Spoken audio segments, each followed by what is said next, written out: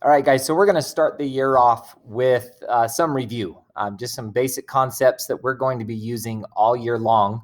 It's stuff that you've seen before, so hopefully you pick this up pretty quick. And this will kind of give you a chance to get used to doing the video thing, learning some of the material at home, and then in class, like we talked about before, we'll spend more time doing some of the deeper, more difficult problems and applying what you've learned to some more real life situations. Okay, so at home, I need you to understand the basics, and I need you to be able to do those basics without my help. So we're going to start with multiplying powers. We're going to be talking about exponents and radicals quite a bit here. So in general, now you've got these notes that you can fill out as we go along, but in general, an equation such as 3 to the 4th power times 3 squared is equal to 3 to the 6th. And we can write that as a to the m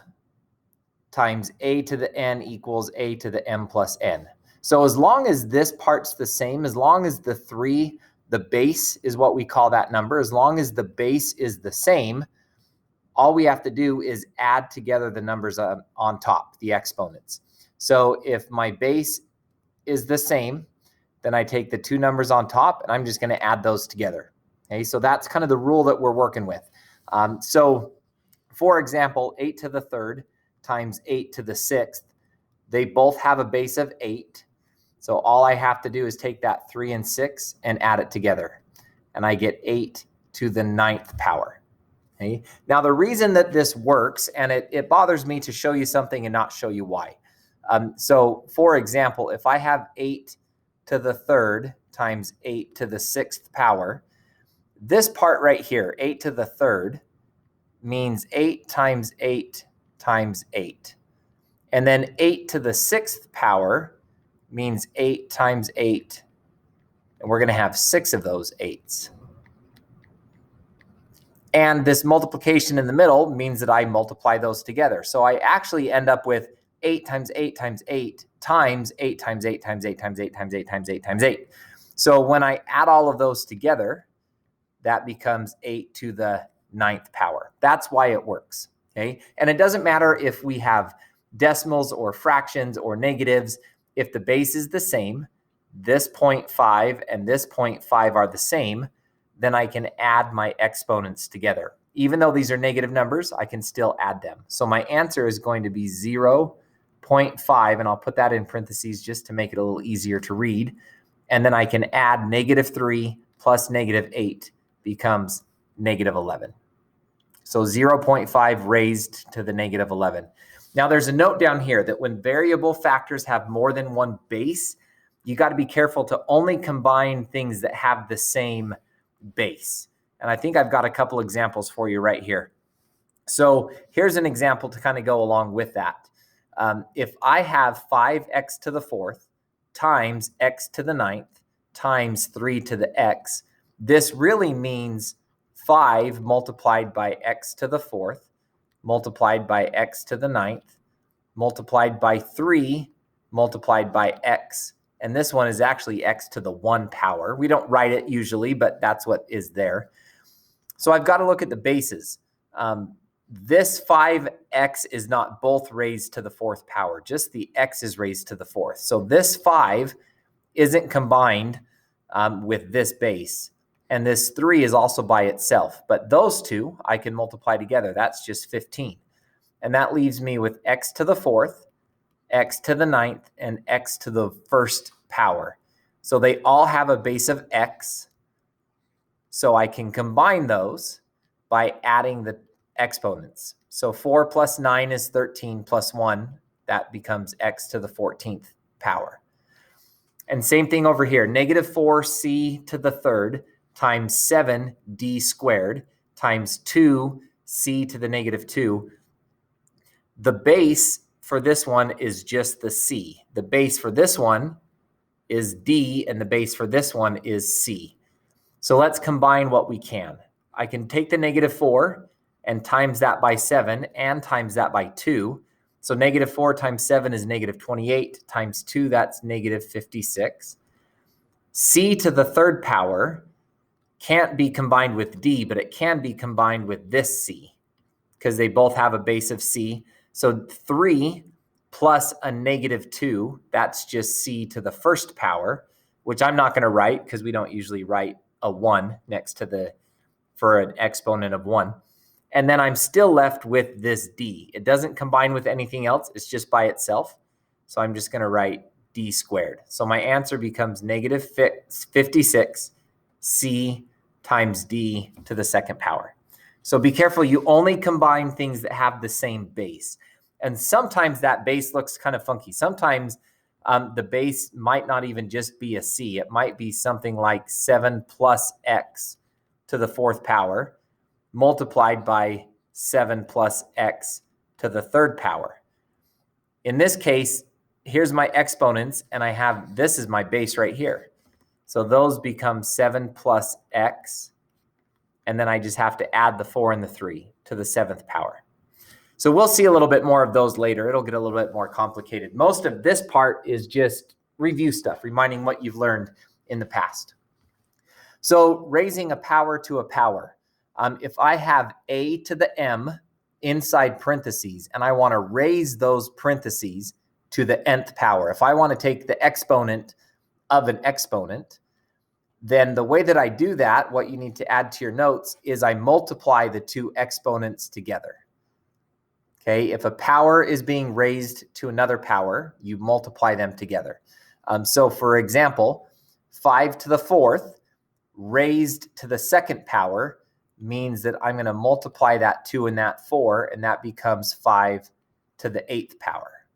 And the reason that happens is because I have 5 to the fourth squared, which actually means 5 to the fourth times another 5 to the fourth. And like we saw before, that's 5 times 5 times 5 times 5. And this one is 5 times 5 times 5 times 5. So when I add those all together, I get 5 to the 8th power. All right. So a to the 3 halves, all raised to the third power. I take that 3 and I multiply it by the 3 halves. So that becomes a to the 9 over 2 to the 9 halves power. And this can actually simplify a little bit more, which we'll do later. We're not going to worry about that right now. We'll get to that in a little bit. But that's how you would raise an exponent to another exponent. All right. Now, what if there's more than one thing on the inside of the parenthesis? What if I have a times b, and that's being raised to the n power? Well, in your notes, make sure you add that you actually take the n and you apply it to everything on the inside. You apply it to the a and to the b. So for example, this 3 times x inside the parentheses is being raised to the fourth. Well, that fourth power applies to the 3 and to the x. So that becomes 3 to the fourth power times x to the fourth power. 3 to the fourth, we can do that. That's 81.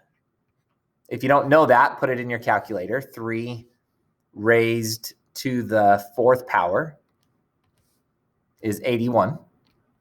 So 81, and then x to the fourth is just stays x to the fourth. Okay. 4 times b, all raised to the 3 halves. Again, that 3 halves applies to the 4, and it applies to the b. So I get 4 raised to the 3 half, and I get b raised to the 3 halves. So be careful that you apply that to everything, not just one of the numbers or one of the terms on the inside. All right, negative exponents. Again, this is review. X to the negative b. What if my exponent's a negative? Well, that's simple. You just move the whole thing to the bottom. So I take the x and I move it to the bottom, and this negative exponent becomes a positive exponent. For example, if I have, let's say, x raised to the negative 4, that becomes 1 over x to the fourth power. I just take this x to the negative fourth and I move it to the bottom of the fraction. Now, likewise, if I have a negative exponent on the bottom, let's say I have something like 5 over x to the negative 2. That negative 2, remember that I can move that to the top of the fraction bar, and that becomes 5x to the positive 2 power. So negative exponents, you just move them up or move them down and change it to a positive. Okay.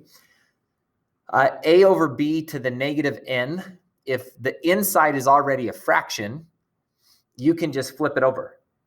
So if I had 5 over 7 raised to the negative 2, if I want to get rid of that negative, that just becomes 7 over 5 squared, and that gets rid of the negative. So if my fraction's on the inside, I can just flip it over. Okay. Now be careful that you don't flip over an exponent. At some point, you're going to have something like this. You're going to have x to the 1/2 raised to the negative 3. Now to get rid of the negative 3, I can't just flip over the exponent. I have to flip over the whole thing. So that would become 1 on top, and x to the 1/2 would move to the bottom. And that whole thing would change to a positive 3 on the outside. So dividing powers with the same base. I know this is a lot of info. We're going kind of fast. If you need to pause it and rewatch a section, go ahead. But again, this is things that we've seen. So I'm going to assume that you can pick up some of this pretty quickly. What if I want to divide powers with the same base? So if I have a to the m on top and a to the n on the bottom, I can simplify that by subtracting the m and the n. And my base stays there. So for example, 2 to the 6th over 2 squared, that becomes 2 to the 6 minus 2, which is 2 to the 4th power. And this one I think is a little bit easier to see because 2 to the 6th power, that's 2 times 2 times 2 times 2 times 2 times 2 on top. And on bottom, 2 squared is 2 times 2. But all of these are being multiplied, so I can cancel stuff out. And I'm left with 2 times 2 times 2 times 2, which is 2 to the 4th power. So if you have numbers on top and bottom with the same base, those exponents, you just subtract the exponents. All right. I have more 2's on top, so I'm left with 2's on top.